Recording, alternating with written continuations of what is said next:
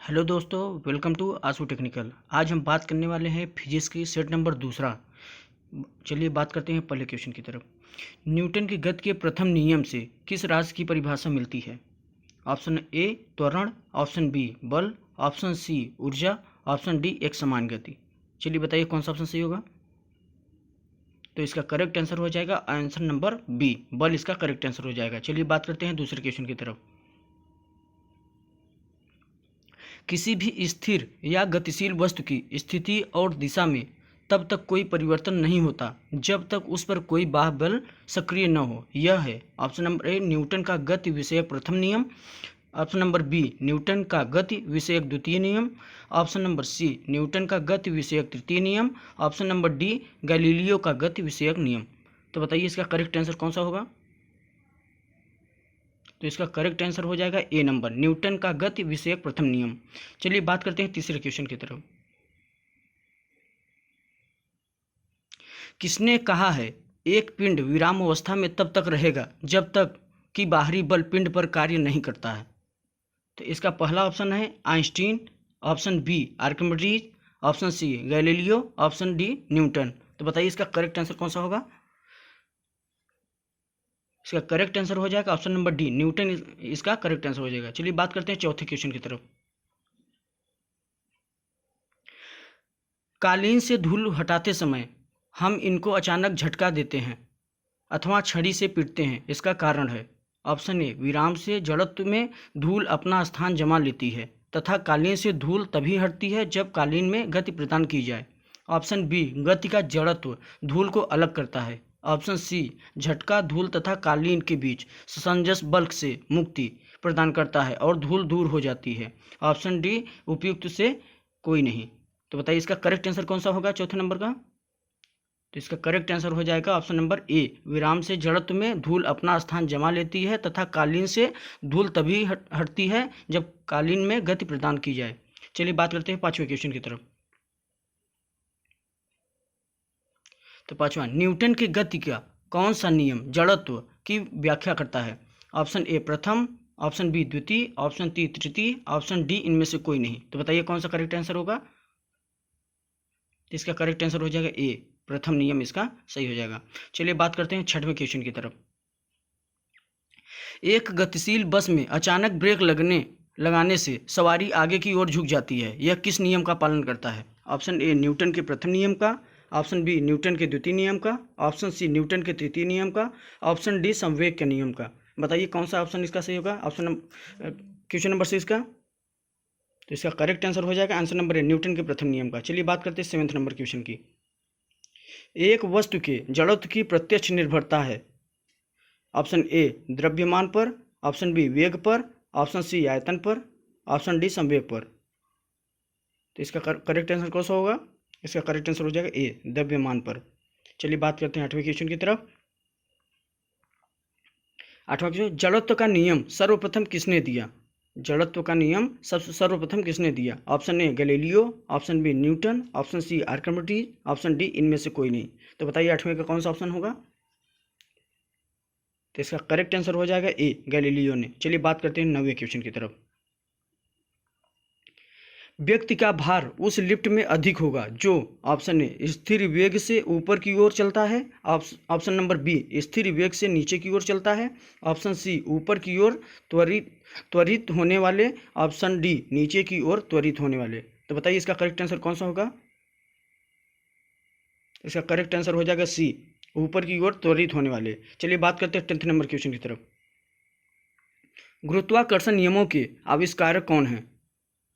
Option number A Edison, option B Newton, option C Faraday, option D इनमें से कोई नहीं। बताइए कौन सा करेक्ट आंसर होगा 10th नंबर का। इसका करेक्ट आंसर हो जाएगा ऑप्शन नंबर बी न्यूटन, इसका करेक्ट आंसर हो जाएगा। चलिए बात करते हैं 11th क्वेश्चन नंबर की तरफ। किसी पिंड के उस गुणधर्म को क्या कहते हैं जिससे वह सीधी रेखा में विराम या एक समान गति की स्थिति में किसी में परिवर्तन का प्रतिरोध करती है? ऑप्शन ए गतिहीनता, ऑप्शन बी जड़त्व, ऑप्शन सी कुल भार, ऑप्शन डी अक्रियता। तो इसका करेक्ट आंसर कौन सा होगा 11th नंबर का, बताइए कमेंट करके। इसका करेक्ट आंसर हो जाएगा ऑप्शन नंबर बी जड़त्व, इसका करेक्ट आंसर हो जाएगा। चलिए बात करते हैं 12वें क्वेश्चन की तरफ। रेखीय संवेग संरक्षण बराबर है ऑप्शन ए न्यूटन के प्रथम नियम, ऑप्शन बी न्यूटन के द्वितीय नियम, ऑप्शन सी न्यूटन के तृतीय नियम, ऑप्शन डी इनमें से कोई नहीं। तो बताइए इसका करेक्ट आंसर कौन सा होगा 12th नंबर का? तो इसका करेक्ट आंसर हो जाएगा ऑप्शन नंबर डी, इनमें से कोई नहीं। चलिए बात करते हैं 13वें नंबर की तरफ।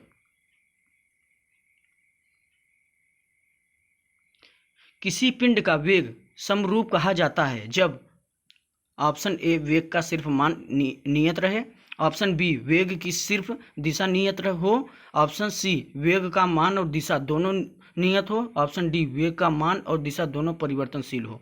तो इसका करेक्ट आंसर कौन सा होगा 13वीं नंबर का? कमेंट करके बताइए। तो 13वीं नंबर का हो जाएगा करेक्ट आंसर सी, वेग का मान और दिशा दोनों नियत हो। चलिए बात करते हैं 14वें क्वेश्चन की तरफ।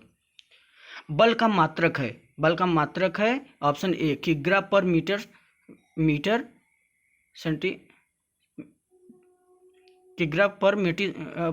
सेंटी स्क्वायर, ऑप्शन बी किग्रा मीटर पर सेंटी स्क्वायर, ऑप्शन सी किग्रा मीटर पर सेकेंड, ऑप्शन डी किग्रा मीटर सेकेंड स्क्वायर। चलिए बात करते हैं, इसका करेक्ट आंसर हो जाएगा बी, ऑप्शन नंबर 15। 1 माइक्रोन बराबर option A 100 mm, option B 1000 mm, option C 0.01 mm, option D 0.001 mm। तो इसका करेक्ट आंसर कौन सा हो जाएगा 15 नंबर का? इसका करेक्ट आंसर हो जाएगा डी 0.001 mm। चलिए बात करते हैं 16वें क्वेश्चन की तरफ। स्प्रिंग का कठिन्य है ऑप्शन ए स्प्रिंग का भारवाहिका धारिता, ऑप्शन बी आधार के प्रति एकांक क्षेत्र पर भार, ऑप्शन सी प्रति एकांक विक्षेपण पर भार, ऑप्शन डी उपयुक्त में से कोई नहीं। तो इसका कमेंट करके बताइए कौन सा ऑप्शन सही होगा। इसका करेक्ट आंसर हो जाएगा ए, करेक्ट आंसर हो जाएगा। चलिए बात करते हैं 17 नंबर क्वेश्चन की तरफ। जी की इकाई यूनिट है option A newton metre per KG, option B newton metre square per KG, option C newton metre square per KG square, option number D newton square metre square per KG. इसका comment करके बताइए 17 number का क्या option होगा। इसका option हो जाएगा सी इसका करेक्ट आंसर है Newton metre square per KG square. चलिए बात करते हैं 18 नंबर की तरफ। तापमान का एसआई मात्रक क्या होगा। Option A joule, option B kelvin, option C watt, option D calorie. तो बताइए इसका कमेंट करके कौन सा ऑप्शन सही होगा। इसका करेक्ट आंसर है बी, कैल्विन इसका करेक्ट आंसर है। चलिए बात करते हैं 19वें क्वेश्चन की तरफ। स्प्रिंग को अपनी समान लंबाई पर वापस लौटाने के लिए लगने वाले बल को कहते हैं। स्प्रिंग को अपनी सामान्य लंबाई पर वापस लौटने के लिए लगने वाले बल को क्या कहते हैं। तो ए नंबर है विभव बल, ऑप्शन बी गुरुत्व बल, ऑप्शन सी स्प्रिंग बल, ऑप्शन डी प्रत्यानयन बल। तो बताइए कमेंट करके इसका करेक्ट आंसर कौन सा हो जाएगा। तो इसका करेक्ट आंसर हो जाएगा ऑप्शन नंबर डी, इसका करेक्ट है प्रत्यानयन बल। चलिए बात करते हैं लास्ट क्वेश्चन की तरफ। आवेग माप है ऑप्शन नंबर ए द्रव्यमान का, ऑप्शन बी गति की प्रमाणता का, ऑप्शन सी वेग का, ऑप्शन डी भार का। तो इसका करेक्ट आंसर क्या हो जाएगा ऑप्शन नंबर डी भार का, ऑप्शन नंबर डी भार का। चलिए तो आज के लिए बस इतना ही, मिलते हैं नेक्स्ट वीडियो में। जय हिंद जय भारत।